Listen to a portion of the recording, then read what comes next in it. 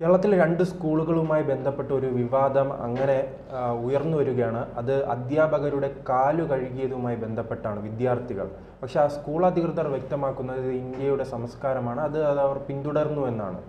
ഏറ്റവും അവസാനം ശിവൻകുട്ടി വിദ്യാഭ്യാസ മന്ത്രി അടക്കമുള്ളവർ അതിൽ റിപ്പോർട്ട് തേടിയിട്ടുണ്ട്. ഈ വിവാദമാക്കേണ്ട കാര്യമുണ്ടോ, അതോ ഈ വിവാദമാക്കിയവർ പറയും പോലെ തന്നെ ഇതൊരു നമ്മുടെ പാരമ്പര്യം അനുസരിച്ച് നടത്തുന്നതും, പക്ഷെ അതൊരു കാലം മാറിയിട്ടുണ്ടല്ലോ, കാലം മാറുമ്പോൾ ഇത്തരം പ്രവർത്തികളും ഒഴിവാക്കേണ്ടത്? ഇതിൽ വിദ്യാഭ്യാസ വകുപ്പ് പറയുന്നത് വിദ്യാർത്ഥികളെ അടിമത്ത മനോഭാവം വളർത്തുന്ന ഇത്തരം ആചാരങ്ങൾ ഒരു കാരണവശാലും അംഗീകരിക്കാനാവുന്നില്ല എന്നുള്ളതാണ് വിദ്യാഭ്യാസ വകുപ്പ്. അപ്പോൾ ഇത്തരം ആചാരങ്ങൾ, ഞാൻ ആ ആചാരങ്ങളിൽ നിന്ന് തന്നെ ഞാൻ എടുക്കുകയാണ്. കമ്മ്യൂണിസ്റ്റ് പാർട്ടി പറയുന്നതാണോ ഇവിടുത്തെ നിയമം? ഇതൊക്കെ നമുക്ക് ഇന്ത്യയിൽ ഒരു സംസ്കാരമുണ്ട്. ഈ പറയുന്നത് പോലെ സ്കൂളുകാർ പറയുന്ന സംസ്കാരമുണ്ട്, ഒരു പൈതൃകമുള്ള ഒരു രാജ്യമുണ്ട്, ഇതിൻ്റെ ചരിത്രമുണ്ട്. അത് എല്ലാ രാജ്യങ്ങൾക്കും അതുപോലെ. അല്ലാതെ കമ്മ്യൂണിസ്റ്റ് പാർട്ടി ഭരിക്കുന്ന നാടല്ല ഭാരതം എന്ന് പറയുന്നത്. കമ്മ്യൂണിസ്റ്റ് പാർട്ടിയുടെ നാടുകൾ വേറെ ഉണ്ട്, ചൈനയുണ്ട്. അവിടെ പോലും ഗുരുവിനെ അത്രയേറെ ബഹുമാനിക്കുകയും റെസ്പെക്റ്റ് ചെയ്യുന്ന എല്ലാ രാജ്യങ്ങളും, അത് ഒരിടത്ത് മാത്രം, എല്ലാ രാജ്യം, അത് അവരവരുടേതായ സംസ്കാരത്തിനനുസരിച്ചാണ് അവർ ബഹുമാനിക്കുന്നത്. ഇവിടെ ഞാനൊന്ന് പറഞ്ഞോട്ടെ, മാതാപിതാ ഗുരു ദൈവം എന്നല്ലേ നമ്മളെല്ലാവരും പഠിക്കുന്നത്. അമ്മയും അച്ഛനും കഴിഞ്ഞാൽ അടുത്ത സ്ഥാനം ഗുരുവിനാണ്. അപ്പോൾ ഗുരുവിന് കൊടുക്കുന്ന ഒരു പ്രധാനപ്പെട്ട സ്ഥാനമുണ്ട്. അമ്മ എന്നുള്ളൊരു പേര് വിളിച്ച് നമ്മളെ പഠിപ്പിക്കുമ്പോൾ ഗുരു പറഞ്ഞു തരുന്ന, ഗുരു സമൂഹത്തിലേക്ക് ഇറക്കി വിടാനും അല്ലെങ്കിൽ നമ്മൾ എന്താണെന്നുള്ള ഒരു വ്യക്തിയെ നമുക്ക് മനസ്സിലാക്കി തരാനും ഒക്കെ സാധിക്കുന്ന ഗുരുവാണ്. ആ കാലഘട്ടമൊക്കെ മാറിയതുകൊണ്ടാണ് ഇന്ന് SFI പ്രവർത്തകർ ഇത്രയും അധ്യാപകരുള്ള യൂണിവേഴ്സിറ്റി കോളേജുകളിൽ അഴിഞ്ഞാടിയത്. അതായത് പേക്കൂത്തുകളാണ് അവിടെ നടത്തിക്കൊണ്ടിരിക്കുന്നത്. SFI ഈ കഴിഞ്ഞ ദിവസം ബന്ദ് നടത്തിയതിന്റെ അന്നം, അതായത് സ്കൂളുകളിൽ പാചകം ചെയ്ത് അധ്യാപകരുമായി ബന്ധപ്പെട്ട് ബഹുമാനം നല്ലതാണ്, പക്ഷെ ഈ കാല് കഴുകുന്ന രീതിയിലേക്ക് പോകുന്നത് അതാണ് ശ്രീത ഞാൻ പറഞ്ഞു വരുന്നത്. കാരണം സ്കൂളിൽ കയറി അവിടെ കുട്ടികൾക്ക് വേണ്ടി ഉണ്ടാക്കി വെച്ച അന്നം തട്ടിമറിക്കുന്ന വീഡിയോ ദൃശ്യങ്ങൾ വരെ ഇപ്പോൾ സമൂഹ മാധ്യമങ്ങൾ, അവർ കരയാണ്, കരയാണ്. ഞാൻ കുട്ടികൾക്ക് വേണ്ടി ഉണ്ടാക്കിക്കൊണ്ടിരുന്ന ഈ സന്ദർഭത്തിലാണ് ഈ SFIയുടെ പ്രവർത്തകർ വന്ന് ഇത്തരത്തിൽ തട്ടിമറിച്ചത്. അത് എന്തുകൊണ്ടാണ്? ഈ ഗുരു എന്താണ്, അല്ലെങ്കിൽ എന്താണ് ചരിത്രം, എന്താണ് സംസ്കാരം എന്നുള്ളത് അറിയാത്ത ഈ HFI എന്ന് തന്നെ പറയാം. ഈ പ്രവർത്തകരെ വളർത്തിയെടുക്കുന്ന CPM പാർട്ടി, ഗുണ്ടകളെ വളർത്തിയെടുക്കുന്ന CPM പാർട്ടിയുടെ വിദ്യാർത്ഥികളാണ് ഇത്തരത്തിലുള്ള പ്രവർത്തനങ്ങൾ ചെയ്യുന്നത്. പക്ഷേ അന്നം എന്ന് പറയുന്നത് നമ്മൾ അതിനെ ബഹുമാനിക്കണം, അന്നം എവിടുന്ന് കർഷകരിൽ നിന്നുണ്ടാകും. അപ്പോൾ ഇതൊക്കെ പറഞ്ഞു കൊടുക്കുന്ന അധ്യാപകരെ നമ്മൾ കാണേണ്ടത് ദൈവതുല്യമാണ്, ഗുരുതുല്യമാണ്, അച്ഛനെ പോലെ തന്നെയാണ്. പണ്ടൊക്കെ ഗുരുകുല വിദ്യാഭ്യാസമുണ്ട്. അച്ഛനും അമ്മയും ഒരു 5 വയസ്സ് കഴിഞ്ഞാൽ 3 വയസ്സ് കഴിഞ്ഞാൽ കുഞ്ഞിനെ കൊണ്ടുവന്ന് ഗുരുവിൻ്റെ അടുക്കലാക്കും. ആ വീട്ടിൽ നിന്നാണ് പഠിക്കുന്നത്. അപ്പോൾ ഗുരു എന്താണോ പറഞ്ഞു കൊടുക്കുന്നത് അതാണ് ഒരു 15-16 വയസ്സ് കഴിഞ്ഞ് ആ കുട്ടി തിരിച്ച് വീട്ടിലേക്ക് എത്തുമ്പോൾ കാണുന്നത്. പക്ഷേ ഇപ്പോൾ ഗുരുകുല സമ്പ്രദായമൊക്കെ കഴിഞ്ഞു. പക്ഷേ ഇപ്പോൾ സ്കൂളുകളിലാണ് പഠിപ്പിക്കുന്നത്. ഇന്ന് ആ സ്കൂളുകളിൽ പഠിപ്പിക്കുന്ന പഠിപ്പീര് കൊണ്ടാണ് പല കുട്ടികളും അധ്യാപകൻ്റെ കഴുത്തറക്കാൻ ചെല്ലുന്നതും അധ്യാപകനെ വെട്ടാൻ ചെല്ലുന്നതും, ഈ പറഞ്ഞോണം സമരത്തിന് പ്രിൻസിപ്പളിൻ്റെ കോളറെ പിടിച്ച് വലിക്കുന്നതൊക്കെ നമ്മുടെ ഇപ്പോഴത്തെ വിദ്യാഭ്യാസ സമ്പ്രദായം, അതായത് CPM ഭരിക്കുന്ന നമ്മുടെ കേരളത്തിൻ്റെ വിദ്യാഭ്യാസ സമ്പ്രദായം കൊണ്ട് തന്നെയാണ്. അപ്പോൾ ഒരു ഗുരുവിൻ്റെ പാദപൂജ നടത്തി എന്ന് കരുതിയോ അല്ലെങ്കിൽ പാദം കഴുകി എന്ന് കരുതിയോ അവിടെ യാതൊന്നുമില്ല. അവിടെ ഒരു സംസ്കാരത്തിനപ്പുറം ഇന്ന് നമുക്കറിയാം എത്ര മാതാപിതാക്കളെ കുട്ടികൾ നോക്കുന്നുണ്ട്, എത്ര ഗുരുക്കന്മാരെ ബഹുമാനിക്കുന്നുണ്ട്, എത്ര പഴയ സാർമാരെ കണ്ട എത്ര പേര് തിരിച്ചറിയുന്നുണ്ട്, അല്ലെങ്കിൽ അവരെ എത്ര പേര് കോണ്ടാക്ട് ചെയ്യുന്നുണ്ട്, ഒന്നുമില്ല. പക്ഷെ ഞങ്ങളുടെയൊക്കെ 80 കാലഘട്ടങ്ങളിൽ ഇന്നും ഞങ്ങളെ പഠിപ്പിച്ച സാറെന്നൊക്കെ പറയുമ്പോൾ നമുക്ക് അത്രയും സ്നേഹവും വാത്സല്യമൊക്കെ തന്നെ. അവർക്കും അതുപോലെ തന്നെയാണ്. അവിടെ ഒരു ആത്മീയ ബന്ധമുണ്ട്. പക്ഷേ ഇന്നത്തെ കാലം അങ്ങനെയല്ല. ഇന്ന് ഗുരുവിൻ്റെ കോളറിൽ മാത്രമല്ല അമ്മയും അച്ഛനെയും കൊല്ലത്തക്ക രീതിയിൽ കുട്ടികൾ വളർന്നിരിക്കുകയാണ്. പഠനം മാത്രമല്ല വേണ്ടുന്നത്, ശാസ്ത്രം മാത്രമല്ല പഠിക്കേണ്ടുന്നത്, ഒപ്പം അച്ഛനെ എങ്ങനെ സ്നേഹിക്കണം, അമ്മയെ എങ്ങനെ സ്നേഹിക്കണം, ഇവരെയൊക്കെ എങ്ങനെ ബഹുമാനിക്കണം, അല്ലെങ്കിൽ ഗുരുവിനെ എങ്ങനെ ബഹുമാനിക്കണം, ഇവർക്ക് കൊടുക്കേണ്ടുന്ന കടമകളുണ്ട്. നമ്മൾ വളരുന്നതിനോടൊപ്പം നമ്മളെ വളർത്തിയവർക്ക് നമ്മൾ കൊടുക്കേണ്ടുന്ന കടമകളുണ്ട്. അത് നമ്മുടെ സംസ്കാരത്തിൻ്റെ ഒരു ഭാഗമാണ്. ഇപ്പോൾ എത്ര മാതാപിതാക്കളെ നമ്മളൊപ്പം കൂട്ടുന്നുണ്ട്, എല്ലാവരെയും ഒരു പ്രായം കഴിഞ്ഞാൽ വൃദ്ധസദനത്തിലോട്ട് ആക്കുന്ന ഒരു കാലഘട്ടമാണ്. കാരണം അവരവർക്ക് അവരുടേതായ പ്രൈവസി, അവരുടെ മക്കൾ, ഭാര്യ, ഇങ്ങനെ ഒരു ചെറു കുടുംബമായിട്ട് മാറി, അണുകുടുംബമായിട്ട് മാറി ഇങ്ങനെ പോവാണ്.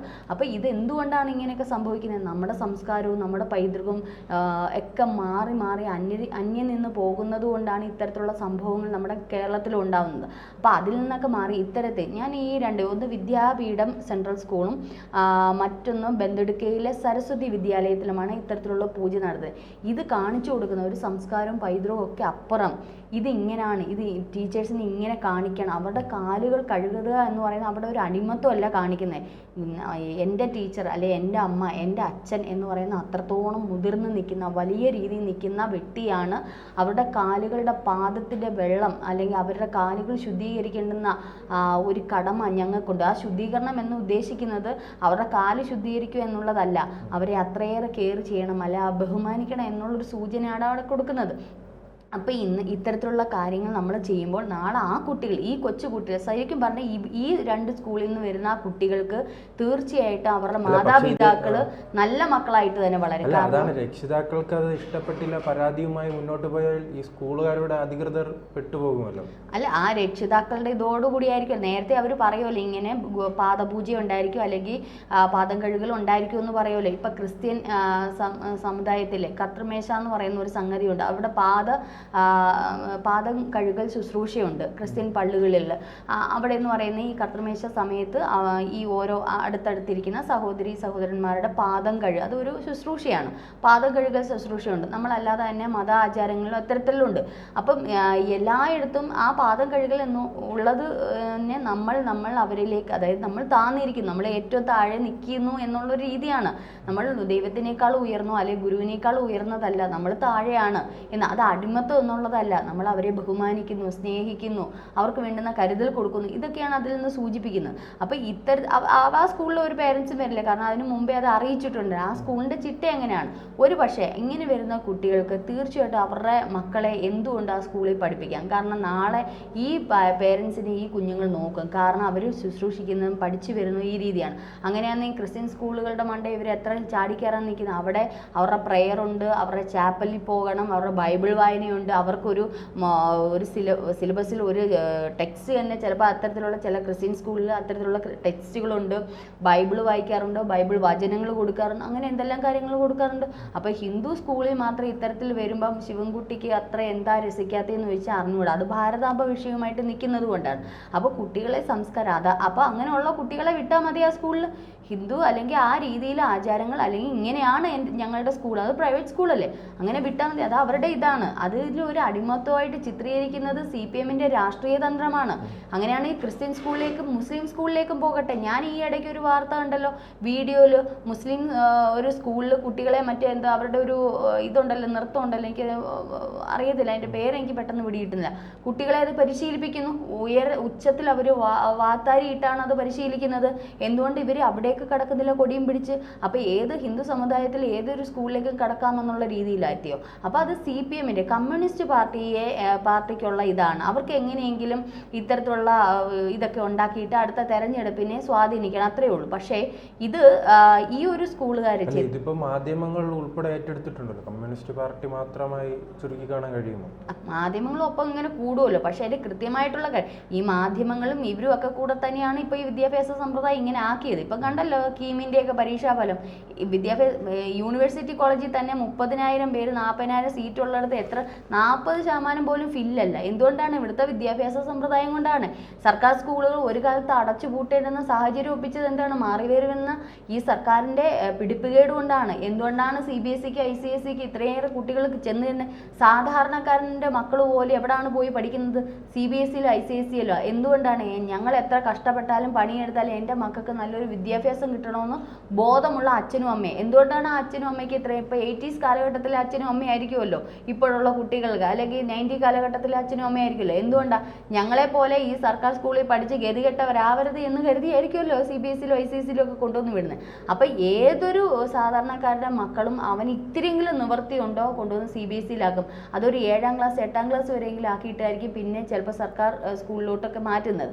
അപ്പോൾ ഇത്തരത്തിൽ ഈ സമ്പ്രദായം ഇങ്ങനെ അതായത് ഗുരുവിൻ്റെ കോളറെ വരെ കയറി പിടിക്കത്തക്ക രീതിയിലുള്ള സംസ്കാരം കമ്മ്യൂണിസ്റ്റ് പാർട്ടി ഉണ്ടാക്കിയത് കൊണ്ടാണ് ഇത്തരത്തിലുള്ള പ്രശ്നങ്ങൾ വിദ്യാഭ്യാസ സമ്പ്രദായങ്ങൾ നമുക്കുണ്ടാകുന്നത്, കുട്ടികൾ പാളിപ്പോകുന്നത്. അപ്പോൾ ഇത്തരത്തിൽ അപ്പനെ എങ്ങനെ സ്നേഹിക്കണം, അമ്മയെ എങ്ങനെ സ്നേഹിക്കണം, എങ്ങനെ എന്താണ് ചെയ്യേണ്ടത്? ഇപ്പോഴത്തെ അച്ഛനും അമ്മയും എന്തെങ്കിലും ഒരു അസുഖം വന്ന് കിടന്നെങ്കിൽ കുട്ടികൾ നോക്കുമോ?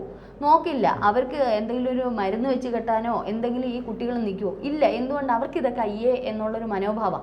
അതൊക്കെ മാറ്റിയെടുക്കാൻ ഇത്തരത്തിലുള്ള ചില സംസ്കാരങ്ങൾ കുട്ടികളെ പഠിപ്പിക്കുന്നതും, ഞാൻ പറയുന്ന പേരൻസിൻ്റെ ചില കാര്യങ്ങൾ, ചില കെയർ ഹോമുകളിൽ വിദേശ രാജ്യങ്ങളിലോട്ട് ചെന്ന് കഴിഞ്ഞാൽ അറിയാം, 15-16 വയസ്സുള്ള +2 ഒക്കെ കഴിഞ്ഞ കുട്ടികൾ അവിടെ ചെല്ലുമ്പോൾ അവർ പോയി നിൽക്കുന്നത് കെയർ ഹോമുകളിലാണ്. നേഴ്സിങ്ങിനെ ഇവിടെ എത്ര പേര് കെയർ ഹോമുകളിൽ പോയി നോക്കും? കുട്ടികൾ നോക്കുമോ? വൃദ്ധരായവരെ നോക്കുമോ? ഇല്ല, ആരും നോക്കില്ല.